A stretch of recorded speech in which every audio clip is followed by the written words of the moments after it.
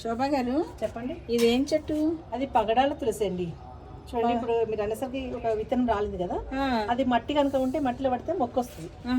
ఇదేంటంటే నేను అమ్మవారికి హారతి ఇస్తా అండి, పగడాలు తీసుకెళ్ళి శుక్రవారం తీసుకెళ్ళి. అంటే దీన్ని ఇలా తీసేసా? తీసుకోండి, ఒక్కటి అటు తీయచ్చు, విడిగా వచ్చేస్తుంది. చూడండి, పగడం లాగే ఉంటుంది.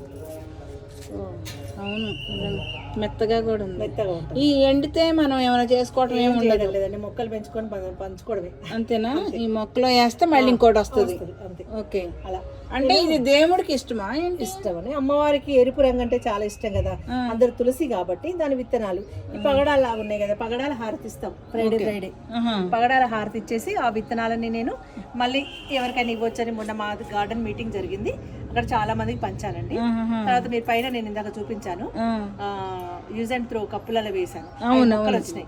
అవి కొంచెం డెవలప్ అయిందంటే ఇంకెవరికైనా ఫ్రెండ్స్ గిఫ్ట్ గా ఇవ్వచ్చు, ఇంట్రెస్ట్ ఉండి కావాలనుకునే వాళ్ళకి. అదే కదా, అలాంటి వాళ్ళకి. ఇది పగడాల చాలా రేర్ ప్లాంట్. కాకపోతే ఇవి ఎండటం గానీ ఇంకేం లేదు, ఈ కోసుకెళ్ళి పూలు ఎలా అయితే పెడతామో అంతే, అలా పెట్టేయటమే. అంతే అంతే కదా. అంతే. ఓకే.